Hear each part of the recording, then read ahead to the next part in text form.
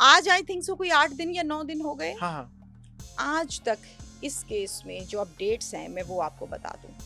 75 contact numbers ऐसे हैं जिनके साथ कॉन्टिन्यूसली हुमैरा असगर राब्ते में थी। प्रोफेशनल जेलसी एक अलग चीज है, लेकिन एक बंदी आपको कह रही है कि मैं परेशान हूँ या मैं बात करना चाहती हूँ।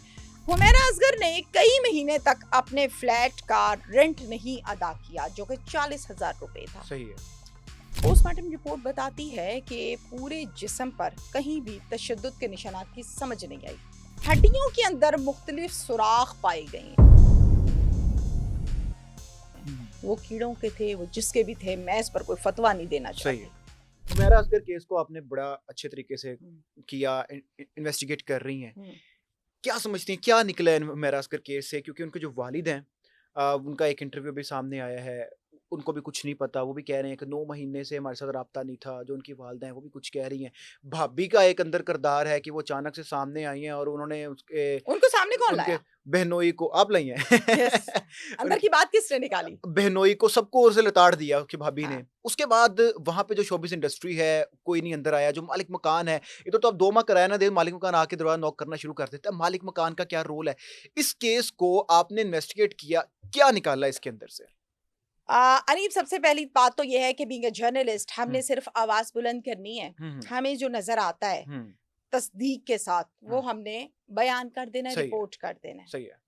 इस केस में निकालना है, जो भी निकालना है वो पुलिस ने निकालना है। बिल्कुल ऐसे ही है। निकलवाना है फैमिली ने। ऐसे ही है। आज आई थिंक सो कोई 8 दिन या 9 दिन हो गए। हाँ, हाँ। आज तक इस केस में जो अपडेट्स हैं मैं वो आपको बता दूं।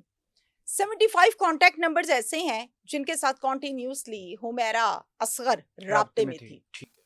15 लोगों को मैसेज किया। पहला मैसेज था हेलो और दूसरा मैसेज था I want to talk to you.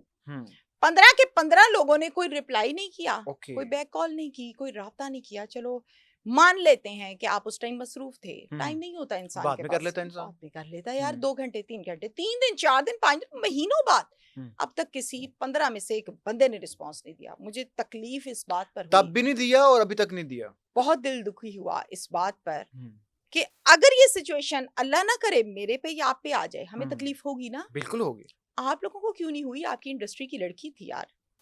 Professional jealousy एक अलग चीज है, लेकिन एक बंदी आपको कह रही है कि मैं परेशान हूँ या मैं बात करना चाहती हूँ।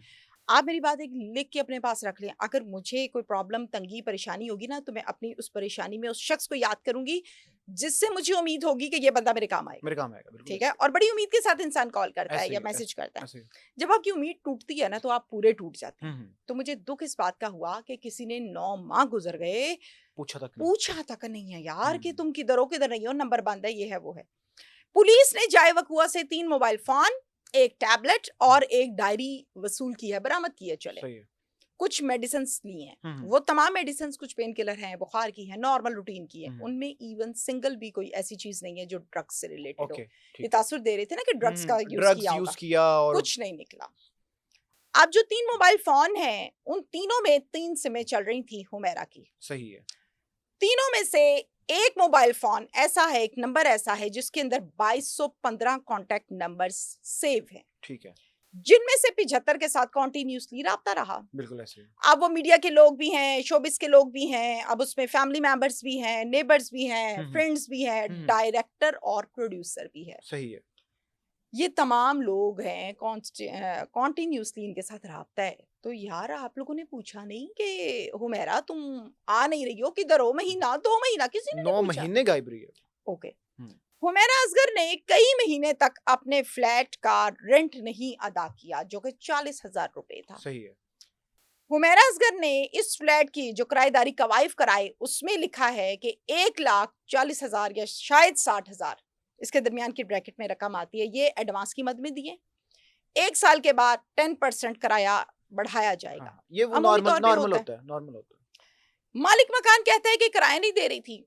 मैं आता था, पता करता था, लॉक होता था, कॉल्स करता था, कांटेक्ट नहीं हो पाता था। मैं ये समझा कि मैडम मसरूफ होंगी। सही है। क्योंकि वैसे तो सबको पता ही था कि ये मसरूफ होती हैं और बहुत ज्यादा शूट्स भी होती हैं, इधर उधर होती हैं। इसलिए तंग आके, थक हार के मैंने अदालत से रुजू किया और फिर 9 माह के बाद जो बेल्फ हुआ अदालत की जानिब से, उस बेल्फ के नतीजे में ये पूरे का पूरा केस ओपन हुआ। सामने आ गया। अब इसमें पोस्टमार्टम रिपोर्ट क्या कहती है? पोस्टमार्टम रिपोर्ट ये कहती है, जानने वाली बात ये है, पोस्टमार्टम रिपोर्ट बताती है कि पूरे जिस्म पर कहीं भी तशद्दुद के निशानात की समझ नहीं आई। अच्छा, वो जितना वो पहला, गलसर गया था जिस्म, उसके बाद तो अल्लाह आपसे राजी हो, तशद्दुद के निशान भाई कहाँ? जिस्म था तो नजर आता, बिल्कुल जिस्म तो ऐसे ही, था ही नहीं, ऐसे ही। आपका तो ढांचा रह गया था, हम्म, हड्डियां थी। पोस्टमार्टम रिपोर्ट ये भी बताती है कि घुटनों के जोड़ भी काफी हद तक मौजूद थे। सही है।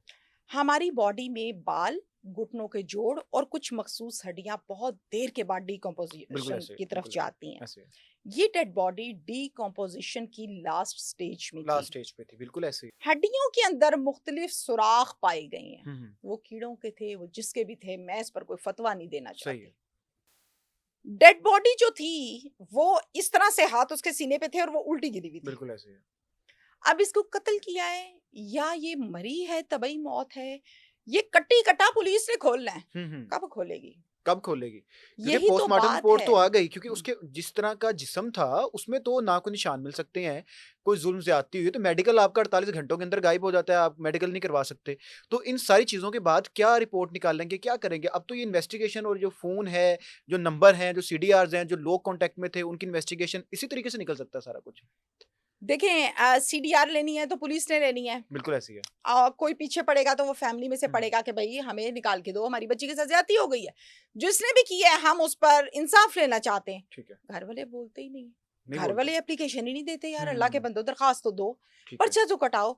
अब इसके मुतल्लिक भी मीडिया के साथ गुफ्तगू करते हुए उन्होंने मेरा जो वो प्रोग्राम था जिसमें मैंने उनकी बड़ी भाभी हुमा सुहेल से हम्म, बड़ी डिटेल से गुफ्तगू की, उस पर भी बहुत से एतराज़ात थे और ये कहा गया कि हुमा ने हम पर बेबुनियाद इल्जामात लगाए हुमा हैं अलग रहती आपके है। प्रोग्राम में।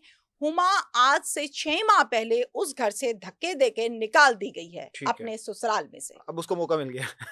अब उसको मौका मिल गया, या हम ये कहें कि मौके का छक्का लग छक्का गया। लग गया उसका, हाँ, ठीक है। ये बात है। सही मैंने है। उनसे ये पूछा है कि क्यों हम्म, निकाला भैया आपको, हाँ आपका हाँ। शौहर आपके साथ नहीं है? हम्म, उसने कहा मेरे शौहर को दवाइयां खिला खिला के इन्होंने पागल कर दिया।